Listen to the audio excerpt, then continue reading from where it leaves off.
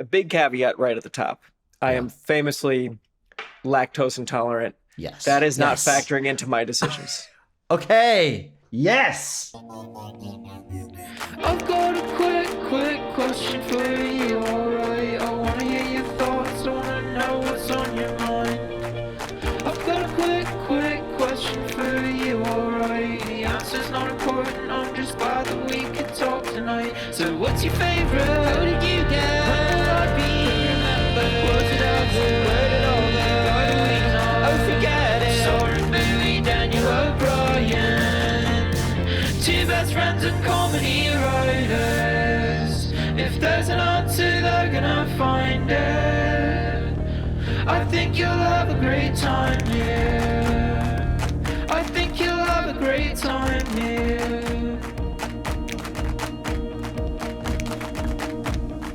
We've started. We're doing the show. It's happening right now. It's Quick Question. It's funny because I still wait for you, whatever the introduction's going to be. My instinct is to still be like, no, Dan will start it when he's ready. No. People have heard the song and they're ready for us to start talking. Yeah. They're sick of the intro. What They would be want us to nice- get right into the meat, which is what I'm doing right now is the meat. Wouldn't it be nice if we came in on a laugh? Like, what if we had Wouldn't Gabe? it be nice? What if Gabe could fix it so that we come in here in like 3 seconds, we're laugh really hard. Like, Yeah. we were just telling a joke, and then everyone's like, "Oh, I missed it. Oh, I'll get the next one. You ready?" Anyway, welcome to Quick too Question funny. with Soren and Daniel. So it's a good. pleasure to have you here. You missed that last one, but you'll catch the next. We should have been recording just before the laugh. People would have loved that joke. Pretty inside baseball, just something between me and Dan. Yeah. No big deal. Daniel, I have a quick question for you today. Well, Do we first really? of all, let's just hold on. Let's ramp up to it. How are you doing? I'm doing well. I gotta say, I'm feeling personally attacked by our friend and guest of the show, Uh-oh, is he there? Jason. Right there? Jason Pargin. Okay. He went on some other podcast, and I only know about this because my Instagram algorithm fed it to me. I don't know the name of the podcast or what it's about or why Jason. I mean, I thought he's supposed to hibernate until he has another fucking book to hawk. So I don't even know what he was doing on my phone. But there he was talking to some guy about anxiety and his theory that people do much better when they have one big thing to worry about instead of a lot of little things to worry about. Okay. And his go-to examples for someone with a lot of little things to worry about was like, you worry about money, or you worry that there are leaks in your basement or ants in your kitchen. And I feel like this is a fucking shot at me. That is All I think about are leaks and ants. And I'm just pulling up my Instagram to look at basketball highlights and pictures of my friends having fun and healthy recipes and DIY stuff that my Instagram algorithm feeds me, and little JP Pargies just fucking lists my fears out of nowhere when I'm just trying to enjoy my life. He was using you as the example of I know. somebody who's going to die in 3 years because they're worrying about too many little things. What's an example of a person who can't function? I got one. I got a guy who went blind in his eye because he was so anxious. What dumb shit is he always worried about? Ants and leaks? Yeah. Imagine, if you will, a person paralyzed by their bullshit fears. Well, This person doesn't have real fears or anything, of course. This person has great. little creepy crawlies. Yeah. I mean, it's great to know he's a listener. Yeah, I think he is. I think he genuinely is, because at one point we did a podcast where we were like, what's something that you're like watching that you're into? And I was like, well, there's a little show called Taskmaster that I want to tell you about. And then the next thing I know, he's on Alex Horn's show talking to Alex Horn about how much he loves Taskmaster. And I was like, I mean, it's good that you became a fan. I'm happy. I'm happy that you listen to us. Have you? But introduce him to me. Yeah, that wasn't. We didn't bring up Taskmaster so Jason can become friends with the creator. Are you watching? Quick question: are you watching the new season of Taskmaster?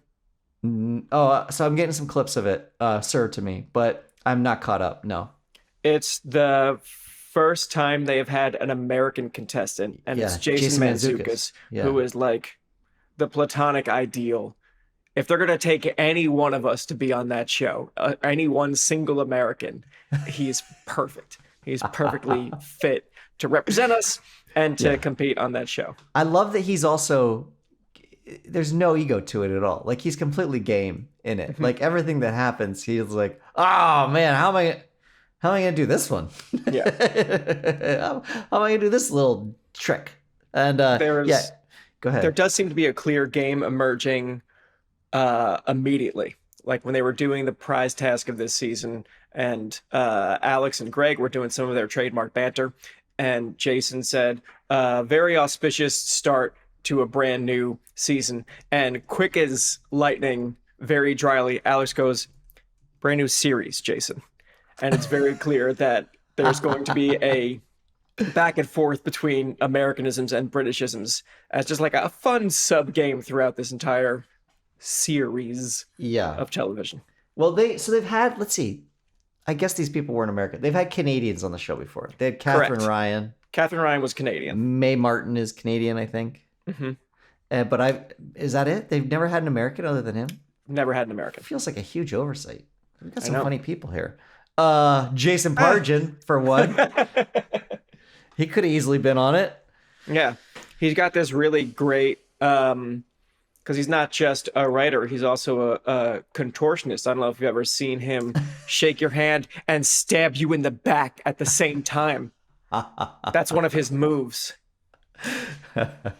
All right. I have a quick question for you, and I think it's a fun one, so I want to like save some time for it here. Okay. I'm gonna ask you, Daniel. Well, first of all, you consider yourself a connoisseur of fast food, right? You're not just a sit-down restaurant guy. Absolutely. All right, because you're also big on casual dining, and I am not as familiar with that menu. You know Chili's, Applebee's, Carrabba's. You know those ones like really well. Carrabba's is elevated casual dining, but sure. Okay, there we Chili's, go. Applebee's, Fridays, Hula Hands. All right, so I want, maybe we can work up to that one, but I want to start with this. I want you to go through and make your ideal fast food meal out of all the different fast food restaurants. So let's say you're in a food desert and all you've got is fast food, but you have the luxury of choosing, and you could go to every single one of these drive-thrus. Or I guess there are some that also don't have drive-thru that are still considered fast food. And I want you to make your perfect meal. Yeah. And I'm going to go first because I've obviously put a lot of thought into this. First thing I always want to taste when I'm eating fast food is my fries. So I'm going to start with some Arby's curly fries. Okay. Listeners, connoisseurs of the show will know that I am the one last holdout of people who loves Arby's. I love Arby's. They have these market fresh sandwiches. I think they kill it with those. There's a small misstep recently where they got rid of my favorite one. They had a Dijon and Swiss turkey sandwich, and they kicked it from the menu, and I don't know why. I don't know why they would do that to me. I might have been the only person who was still buying it, but I'm gonna get the curly fries because I think they're absolutely delicious there. And then I'm gonna get a teriyaki chicken sandwich from The Habit. Okay. Do you have The Habit in New Jersey? No. So it started in Santa Barbara, but they're everywhere apparently now. They're like into Indonesia and stuff like that. And when you get to Indonesia, you fucking made it. Sure. Like that's that. But they're definitely an in-betweener. Like they exist as a fast food restaurant technically, but there's no drive-through. And when you go there, it has like the same sort of ambiance as like a Panera, which I don't know. Would you qualify that as fast food? I guess I would qualify Panera as fast food. Sure. Okay, well, it's similar vibes. It's like the seats aren't just pure bus bench vinyl. Like there's actually some cushion to them. And there's lamps. It's not just hospital lighting. Wow.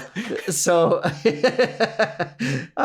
I'm starting to think about why I actually love fast food so much all of a sudden. Certainly not the atmosphere. But The Habit has an incredible chicken teriyaki sandwich. Like the best. sandwich I've ever had. And I've gone to, chicken is definitely hit or miss at fast food. They nail it every single time. And in a way that like, I would prefer that over a chicken sandwich at a cafe or something like that. Like they've dialed it in, and you do it with grilled onions. You do it on a seeded bun. This is my choice for a sandwich. On the side though, I'm going to get some chicken shawarma from Zenku. I'm now realizing how local all this bullshit is. Yeah. Zenku's nowhere else, right? Zenku's in Vegas and LA, and that's kind of it. I don't believe Zenku should even be in LA anymore. Right. Isn't Zenku like a what's the dark history of Zenku? Was someone murdered? Yeah. Did we talk about this on the show already? We no, must have. but I'll give you a brief recap of it. There's a man and a woman from Lebanon who moved here. They tried to get some businesses going, couldn't really find anything, and they finally decided they had a previous restaurant in Lebanon, in Beirut, I think. And they said, well, let's give this a shot.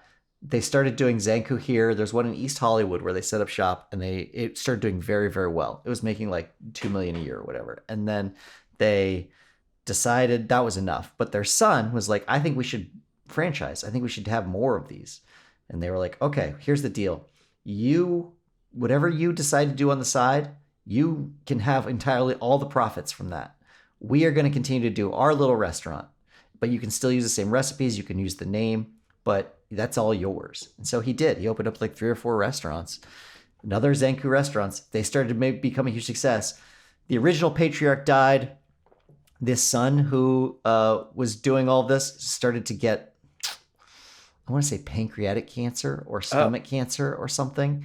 And he started to go a little crazy.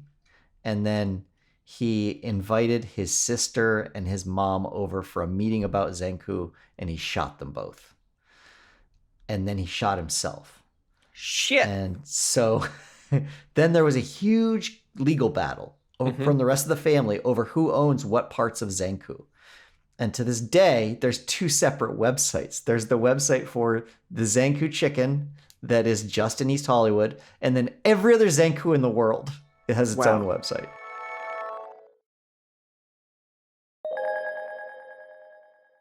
Also, I'm going to be getting some orange chicken from Panda Express. I don't even know if I'm going to get to it. I might not even I might have 3 of those and be like, that's all I really wanted. Because once you eat 3, you're like, oh. Yeah, what were you thinking? I did a lot there. So I'm going to get some orange chicken. I'm not getting any rice. I'm not getting any noodles. I'm just getting the orange chicken from there. Or the chicken, there's a honey sesame chicken that I think is like a better grade of meat. I might get that instead. But basically the same formula. It's just syrup on fried chicken. Yeah. And then lastly, to polish it all off, I'm getting a apple pie empanada from Taco Bell. Have you had one of those? Of course not. Okay. It doesn't have any dairy in it. It probably does. Well, I guess the jury's out. It is. So there used to be a fried apple pie at McDonald's long ago when we were children. And it was discontinued because I think it was so bad for you. It was like just fried sugar. Is that where McDonald's thought to draw a line? I think that's the problem. Yeah, McDonald's was like, people are eating this once or twice and getting diabetes. I think, and America was like, you have to stop. Well, I think that then Taco Bell saw the vacancy and they created the apple pie empanada, and it's unbelievable. It's just a fried empanada with like a coating of hard sugar on the outside, so it's very crispy, and then it's fat, so it's just full of this apple pie filling, and not like your traditional I'm going to eat an apple pie type of filling that you would expect. Oh yeah, I know that's very sugary, and I remember what that's like. This is even more so. This is like the consistency of toothpaste. It's so sugary, and there are some pieces of apple in it, but it's delectable. It's so tasty, and it would go a long way to washing down my 3 pieces of orange chicken. Yes.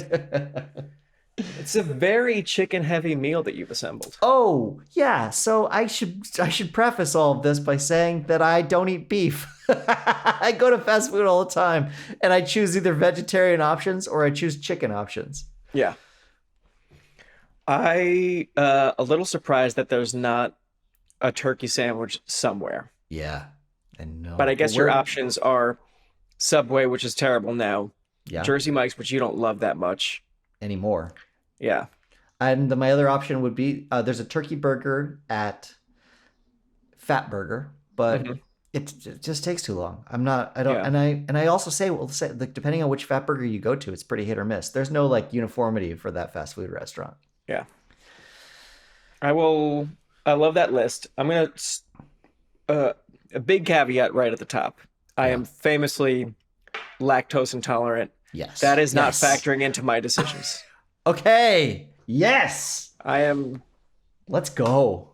I think in my brain you said food desert, which is which describes an actual thing, which describes like a place in the world. It's like the shorthand for there are not a lot of store and restaurant options available.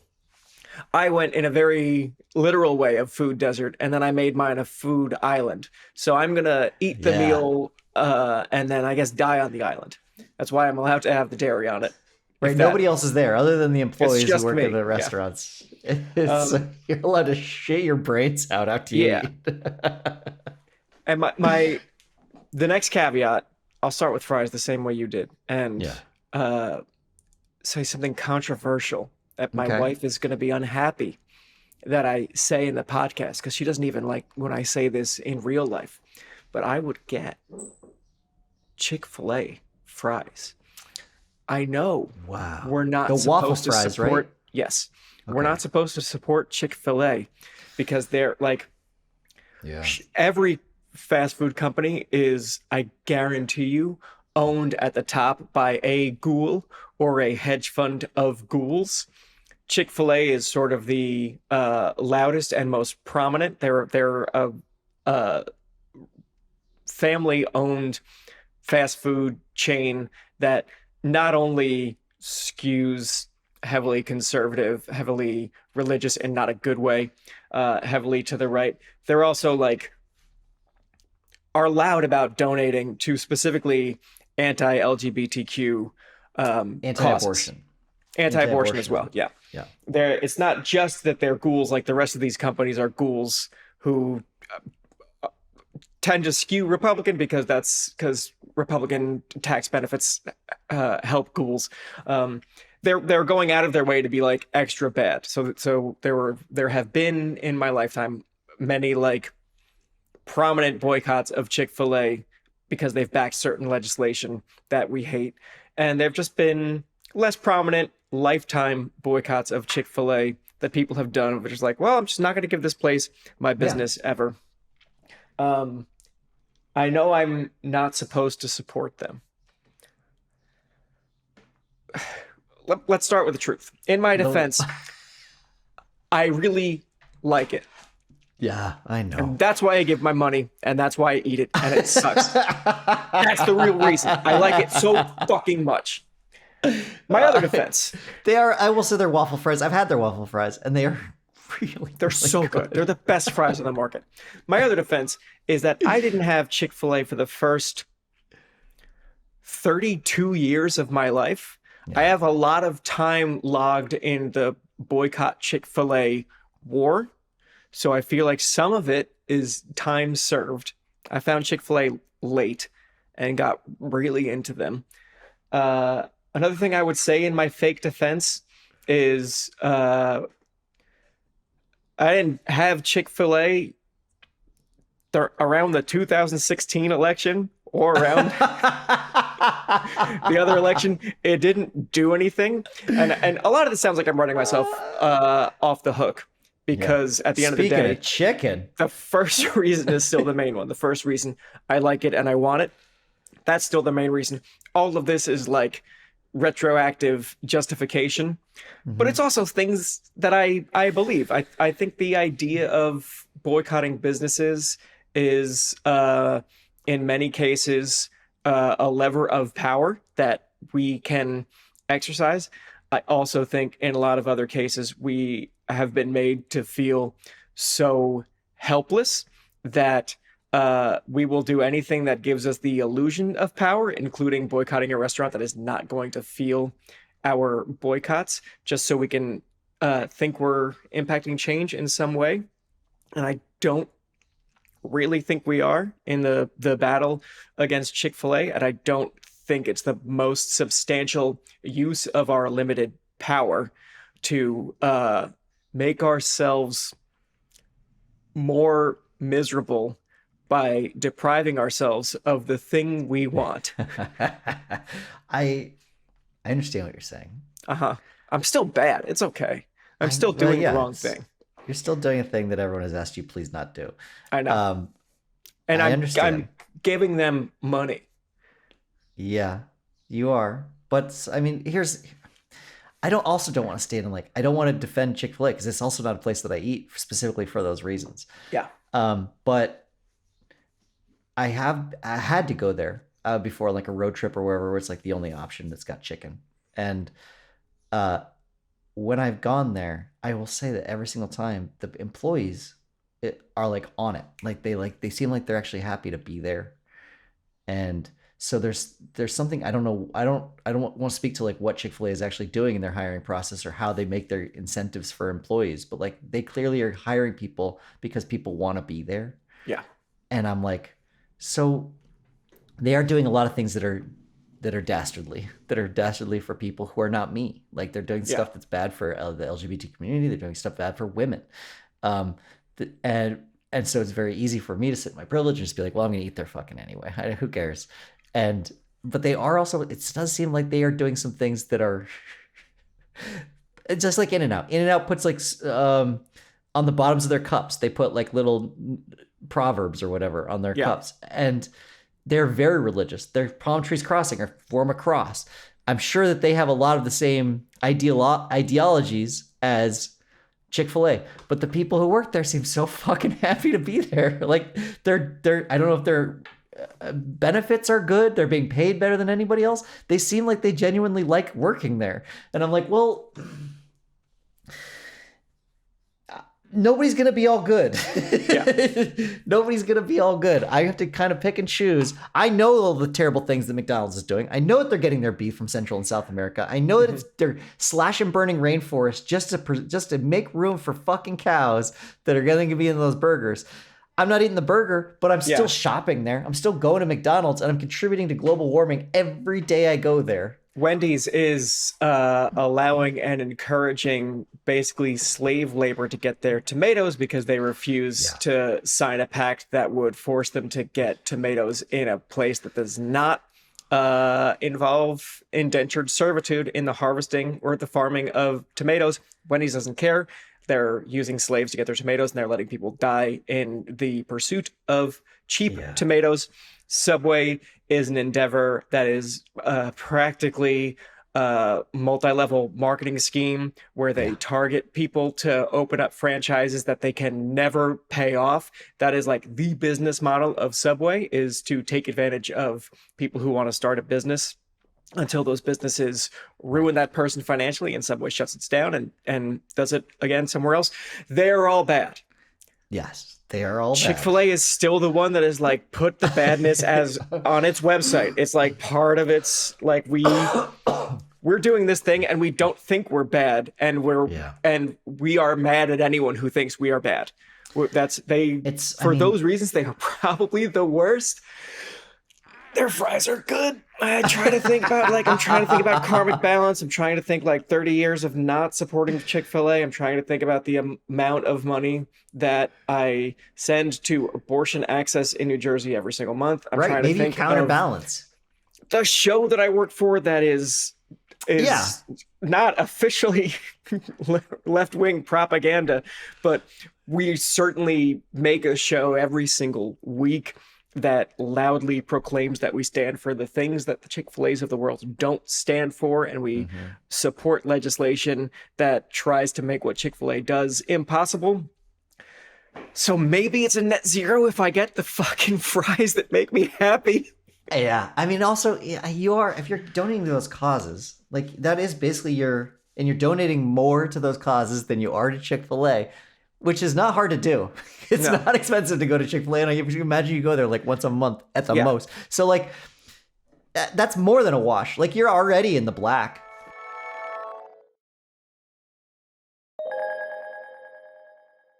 Thanks. So that's my first one, Chick-fil-A fries. They're so fucking Okay. good. If you've never had Chick-fil-A, don't do it.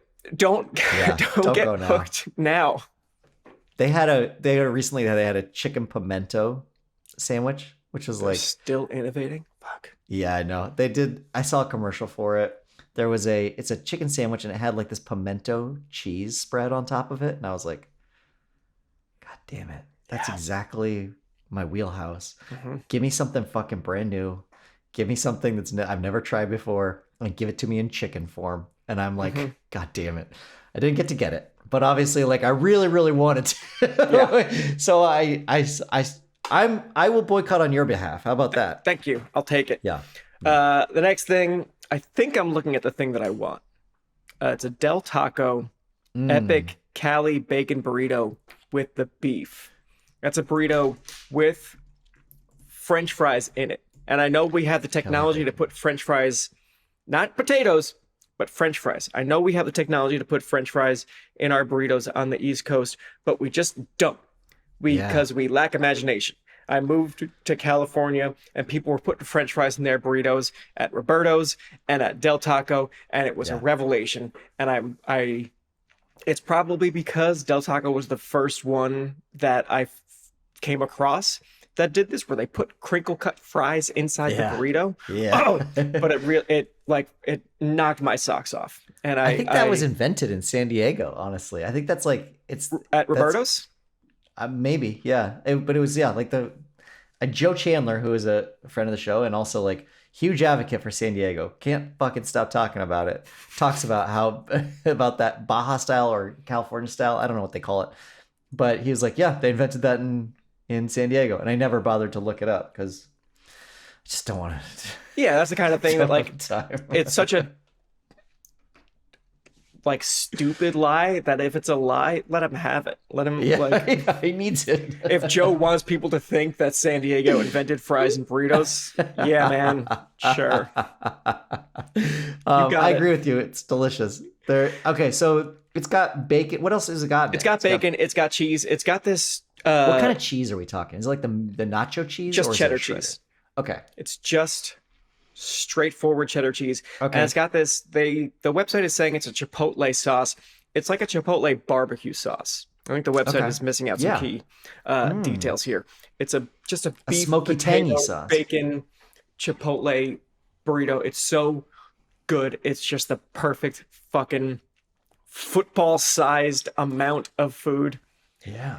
And I think I'm still, and this is insane, I am still getting 2 bacon cheeseburgers from McDonald's. Not like quarter pounders, not like one of like a substantial thing. I'm getting the number 2 amount of burgers, just like 2 plain burgers, add bacon.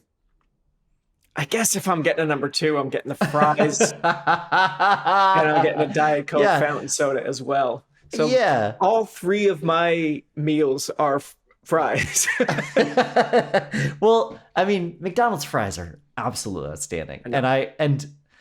So like when I chose my curly fries, like I know that I'm giving up some other places that has some absolute slamming fries. And McDonald's is one of them. McDonald's is a place where I would just go get fries and a Coke just to get those things. Yeah. Like they're so good. And just the same way that you're going to get orange chicken to have 3 pieces. The idea that I'm on my diarrhea island and I'm going to McDonald's anyway to get the burgers. What am I? I'm not going to get. What do I not want? Fries? What am I, a fucking idiot? I'll grab some fries, not small. That's silly. I'll grab the medium fries to go with my French fry burrito and my Hateful waffle fries. If it's an island and I die after this, then I think I have to. There is like a beef one that I have been missing for a long, long time. Like one that I desperately want to get, and it's the bacon cheeseburger from Wendy's. Ooh, like is that Baconator? I think so. Yeah, that I haven't had for years and years and years. I don't eat pork either, so so the combination is just like it's double damage for me. At this point, if I even ate it, it would make me sick, I think. But I used to get it when I was younger, and we'd come back from like skiing or snowboarding, and on the way back we would get it, and I was in heaven every single time I ate it. And so I would probably get that again just to taste it again. Yeah. I thought when you were first talking about this that this is the meal you have every day for the rest of your life scenario. Oh, no. But no, I'm building my perfect, like, Yeah, you're just I gonna live get in your a food absolute court best and meal. I'm just picking each item to go with it. I've been silent on dessert because I'm not a dessert person, and not that fast food restaurants in general care about dairy or egg allergies to begin with. Insofar as some do, they definitely don't care when it comes to dessert. They, McDonald's will be accommodating to a point. And they'll say, like, yeah, you can have chicken, you can have a salad, and then if you want dessert, you can fucking grow a pair. You can just have a McFlurry like everybody else. That's what we are not going to make a dairy-free option for you. You can have apple slices and a spit in the face. That's what we think you deserve for dessert.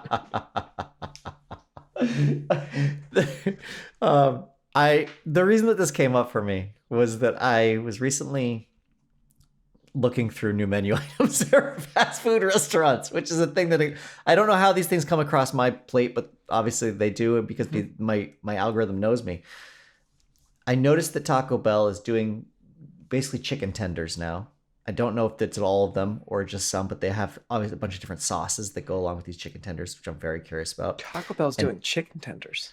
I know. They just pared down their menu. Remember, like when they went through and they're like, "We're fucking done with all this shit. We're just doing tacos and burritos from now on."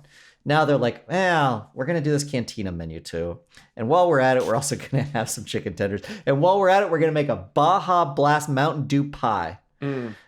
And I can't tell you how curious I am about this Baja Blast Mountain Dew pie. I don't know if I tried to get it. I'm trying to my brain is trying to rearrange those words, and I have to say, no, that's the order. The order is correct. Now make sense of them in that order. And my brain is not up to the challenge, I don't think. Baja Blast Mountain Dew pie? I would like you to look at the color of this thing. All right.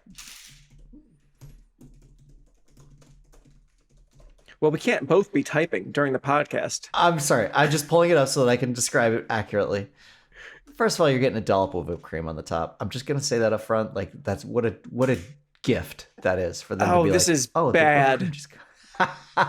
And then if you know the color of scope, that's the color of this pie. And this it is some fucking Skeeter Valentine pie. This is Skeeter pie, Soren. It's no good. The closest approximation I can give you in terms of visually what it looks like key lime pie if it was made with toothpaste. Yeah, 100% toothpaste pie. Yeah, and I like what? So somebody tested this. Somebody, this has been like through the ringer. They went through this in order for this to even get to the marketing team. Somebody had in the background had to be like, we're gonna try it. Is it good? It's pretty good. I think we could sell this. And the fact that all that work went into this means that I'm gonna bite into that, and I'm gonna find some enjoyment in it. I'm not just gonna eat that and be like, this is dog shit. There's no way. They put thought into it. I don't think they can, because they're not going to make enough money of people buying it out of curiosity. That's not their marketing strategy. Yeah. They're gonna make some from that for sure. After this podcast, especially, they're gonna get some curious people who are like, I have to try this fucking thing. Take one bite, throw it out. They must know they're gonna get that, but they also must sincerely think people will be return customers and get it again, because it's too expensive to market and make a product just for people to do it as a bit. Yeah.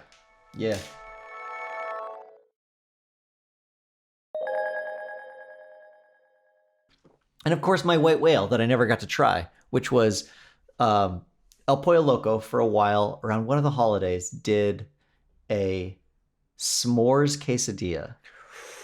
And it was a chocolate tortilla. It had fluffernutter, some sort of spreadable form of marshmallow in it, and a chocolate fudge in it. And they melted it all down so it was hot as shit.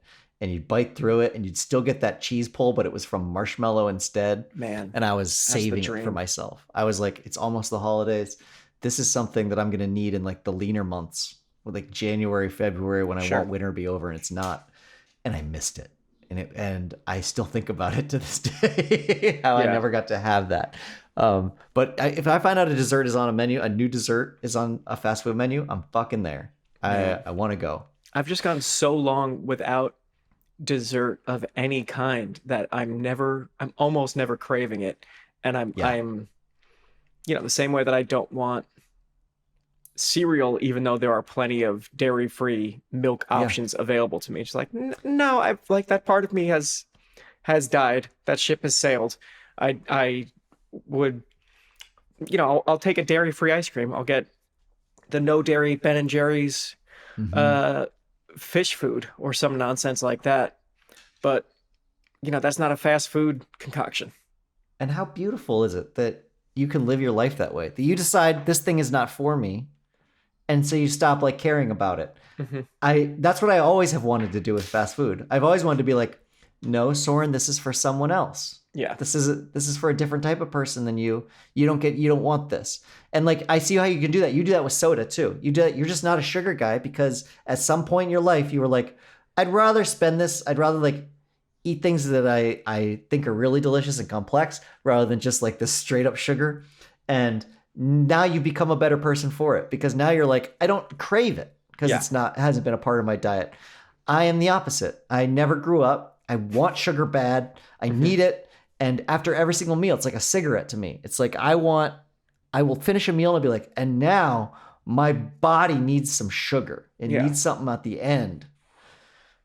So now you understand my draw to Chick-fil-A's Hateful Vengeance fries. Yeah, I would love to not have them. But they have body, previously you been understand. for you. When my son was born. No, it was my daughter. My daughter was born. It was during COVID, and we would have to still go out in the world because we couldn't just stay home all the time because we would die. We had to like go out and like we find like beaches we could go to that were tide pool beaches. So like no one's there, but you're walking around, you're looking at anemones and stuff like that. Just places where we could avoid other human beings. But that also means that along the way, we're getting food too. So we're getting like fast food out of windows, drive-through windows, because we don't want to go into restaurants. And my son, obviously, because he's a child, loved McDonald's. Just like McDonald's has locked in. They know they didn't even need the clown. They realized they're like, this clown is a waste of our fucking time. Kids love this shit. We have them hooked. It's fine. Yeah. So we would go to McDonald's, and the chicken options there are pretty bad. They're horrid. They've not figured out chicken somehow at McDonald's, but they've figured out everything else. So there was about a period of a year maybe where I was getting a Big Mac when I would go to McDonald's. Oh. And it's because I started with one. I was like, you know what? It's just 2 little pieces of beef. I was like talking myself into it. Same way with your hay fries. I was like, you know what?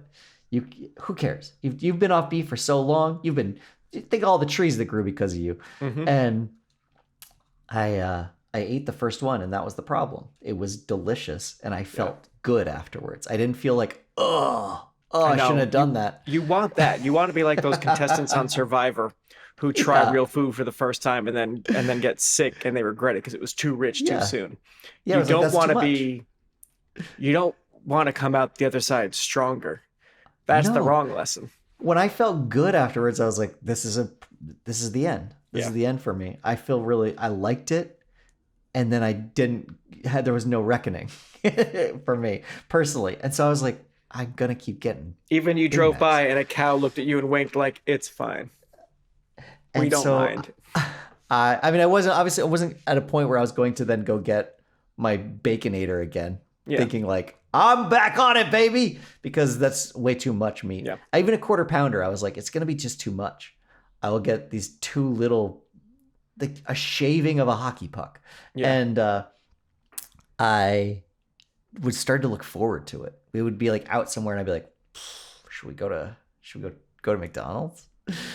Be crazy. I mean, I really like their fries. I really like their Coke. And now it's getting this meat thing that was that was illegal to me previously, and now I could have.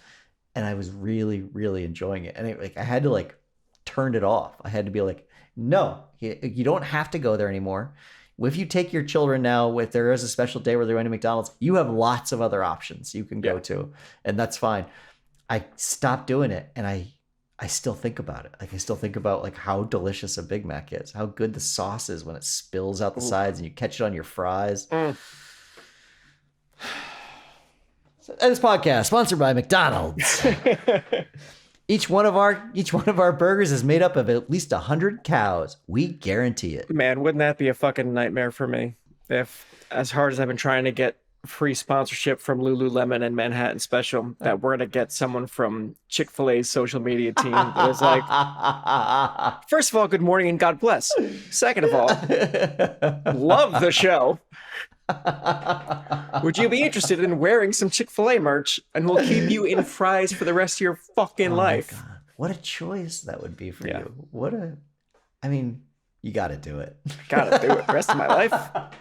And a free shirt. Come on. I didn't even know the fries were coming. I just knew there was going to be free clothing. And I was like, oh, my stuff's getting pretty threadbare. I wouldn't mind that. I was in at an unsolicited message that starts with good morning and God bless. It's nice to hear. Yeah, we never say it anymore. The war on mourning. That's what we've been dealing with for so long. Okay. Well, I like your meals, Dan. I think you've made some good choices. Del Taco is a big swing. Del Taco is a place that I used to enjoy a lot, and then I feel like they fell off, not me. I think it was them. I think they got grosser and grosser, and I was like, possible. I can't do this anymore. I haven't had Del Taco since I left California. They might be out here, and I just don't know about it. Oh, right. Del Taco was just like a 10-year stretch of my life when I lived in LA. So it's just this beautiful, perfect, like the song of my 20s was Del Taco. And then I could leave it, and it's a breakup with an ex when there's no hard feelings. It's just like, I learned a lot with you. I wish you the best out here. It would be insane to bring you back with me to the East Coast. Live your life. Get your shit rocked by a bunch of other guys out there. I don't care. Keep in touch. I'm going home. Peace. We didn't do a lot of the East Coast specific stuff. Like there's Hardee's out there. I did mention Carl's Jr., but that's like obviously Hardee's there. And then White Castle, the sliders, delicious. And like there's little chicken sliders that are also very good. I think that they even have onion rings on their menu that are pretty fucking good. Not everything can win. Not everything can win in this competition. I thought about Fat Crystals. Sal's. That's a chain out there, Fat Sal's. It has fat sandwiches. They I believe so Fat Sandwiches originated in Rutgers University, where I went to school, and they've spread around to a couple of other East Coast campuses. The way a fat sandwich works is it's a whole bunch of ingredients of things that you would find in a greasy pizzeria or a grease truck, which where they were born. It's like chicken fingers, mozzarella sticks, French fries, cheese steak on one sandwich. That was what a fat sandwich was. It was college staple, and we owned it and we loved it. And then I believe it was Turtle from Entourage who took that idea and opened up a restaurant in California called Fat Sal's, which basically does fat sandwiches. And he franchised it and made even more money than his Entourage money doing it. I hope no one fact checks this. I'm pretty sure if it's not true, it's very close to being true. Close enough that we could just let it live. But I thought about them too, because as much as I don't love the idea of fat sandwiches being franchised out from beneath Rutgers by Turtle from Entourage, I did eat a lot of it when I was on the West Coast. I would certainly get these big greasy sandwiches. I don't even understand how it works. I'm familiar with it. I think there was an article written about it back when it was at just Rutgers, and everyone was like everyone in the world was like confused to how these sandwiches exist, because it would be like a chicken parmesan with chicken nuggets on it, Yeah. and as well as French fries and like some grape soda on it. You're like, how? This is as good as it will be that I knew without Googling that it was turtle. This will also be some pretty good memory recall if I'm right. I don't think it was an article. It was an article that you read. It was very likely in Maxim's list of best sandwiches issue. That does sound like you me. picked up Maxim because you were hoping it was going to be Maxim's hometown hotties issue, and instead it was their sandwiches issue. And I believe number one was the Fat sounds- Daryl, the original fat sandwich out of Rutgers. So, what? Yeah, how are they doing? They're putting cheesesteak ingredients on there, but then you're also getting like a chicken parmesan in there at the same time. Like, how are you tasting anything? You will on get one of burgers these? and chicken fingers on one tightly compacted sandwich, and you get Okay. all of it. Yeah, You really do okay. get each individual bit, and it's all perfect, and it all works well together. And the story that goes along with it was always fun. That's what made it such a good part of that issue of Maxim, because it felt very organic and very real. It was this guy, Daryl, who walked into a pizza shop in New Brunswick, New Jersey, and was staring at everything on the menu and didn't really know what he wanted. He didn't have a ton of money, and he just went up to the cash register and was like, "Can I get chicken fingers and French fries and mozzarella sticks and marinara sauce in a sandwich?" And they were just like, "Yeah, we can do that. We can do that for you." Oh, And he goes, "Great. How much is it?" And they go, $7? I was like, "Great." And then immediately other people online were like, "I would like that too." I also, this is 2 a.m. college students, so draw your own conclusions what everyone's state of mind was.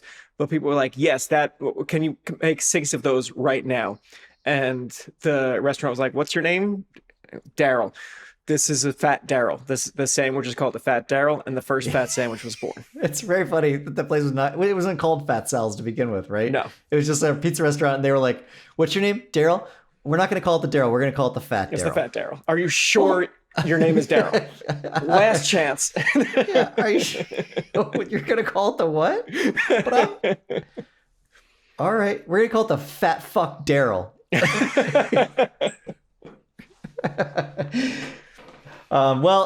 This is a little bit of fast food news if you care about this kind of thing. El Pollo Loco.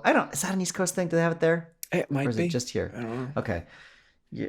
El Pollo Locos, they used to have this thing called a mango habanero sauce that was really good. It would be in their little bar. They had that salsa bar. If you go to a El Pollo Loco, it's probably one of the most healthy options for fast food, which isn't saying much, but like it is. I think it's like they're just putting chicken on a grill. And then you have a little condiments bar that has all these different salsas, and they had this mango habanero salsa, and it was just like a sticky like what you put on orange chicken. Basically, it was delicious. It was so good.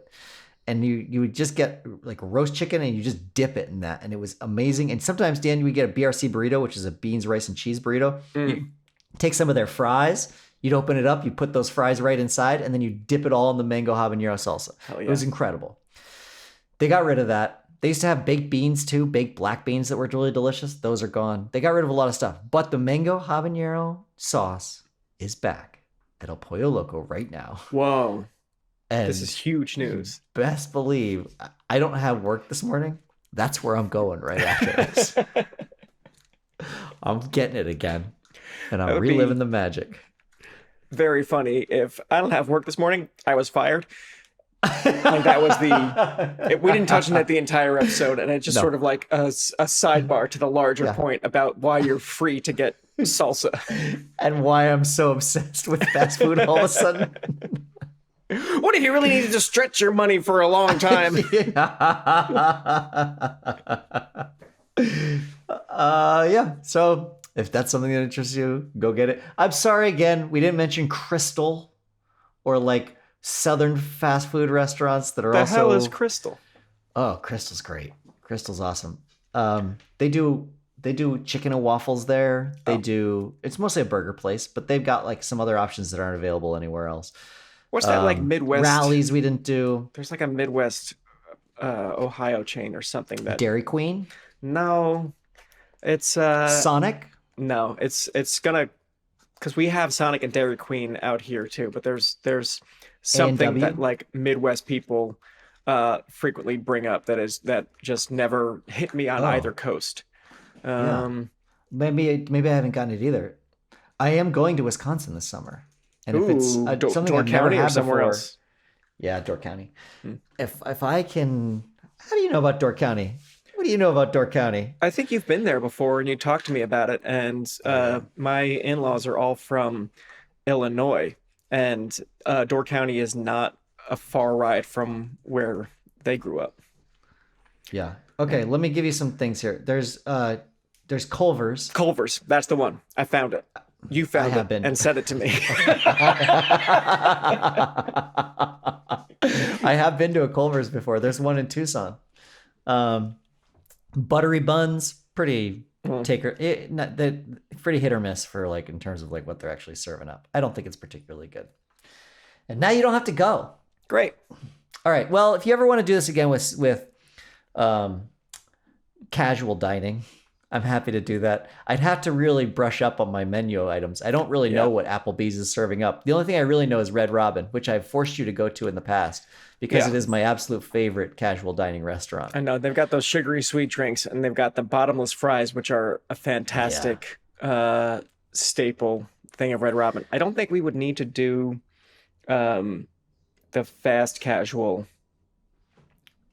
version of this show because across the board, all fast casual food has gotten so much worse. I think it started in the pandemic, or maybe that's just a coincidence of timing. But it just seems like in our lifetime, the idea of fast casual restaurants is going to go away. I think we'll get a whole lot more ghost kitchens springing up where you can get like an approximation of Chili's food. Nobody's going to sit from down a place, but nobody wants it anymore, unfortunately. That sucks. I mean, people used to go on dates to Applebee's. People sure did, Soren, with Gina. What a sad thing to lose, all that fucking schlock on the walls. That dusty schlock. I mean, Bennigan's itself was a big heartbreaker when that went away. But yeah, I'm sad to hear that those aren't going to make it. But also, they have gotten pretty dog shit. Yeah, I don't know for sure. Like, this isn't breaking news or anything like that. I don't know for sure. This is announced it. Trying to read the tea leaves based on my observations and listening to Doughboys, which, for all intents and purposes, hey folks, thanks for listening to Doughboys today. That's what we served up to you. Yeah. You're welcome. If that's what you wanted, then here's another taste of it. All right. Well, that's the end of our show. Hey, great. We talked about fast food for a very long time. Sorry if that's not your thing. We also talk about fucking working out too. So just pick and choose. And multiple times during the recording of this episode, one or the other one of us has said breaking news. And it has been about mango sauce coming to El Pollo Loco. And it has been about an opinion about the future of fast casual restaurants. We didn't mention while we were recording, there's a new pope that was coronated while we were speaking. An American pope. You know what else has a lot of white smoke coming out of the top of it? It's an El Pollo Loco. Oh, let's get back on it. It's like basically a new pope every day there. All right. Yeah. All right. Best of news for the pope. Thank you, everybody, for listening. Me, Rex, does our theme song. Gabe Harder is our editor, producer, sound engineer, and the glue to the podcast. You can find Daniel and I on Bluesky. Goodbye. Best of news to the Pope. I've got a quick question for you, alright? I wanna hear your thoughts, I wanna know what's on your mind. I've got a quick question for you, alright? The answer's not important, I'm just glad that we could talk tonight. So what's your favorite? How did you get? When will I be remembered? Was it after? Where did all the why do we know? Oh, forget it. Soren, Bowie, Daniel O'Brien, two best friends and comedy writers. If there's an answer, they're gonna find it. I think you'll have a great time, yeah. I think you'll have a great time.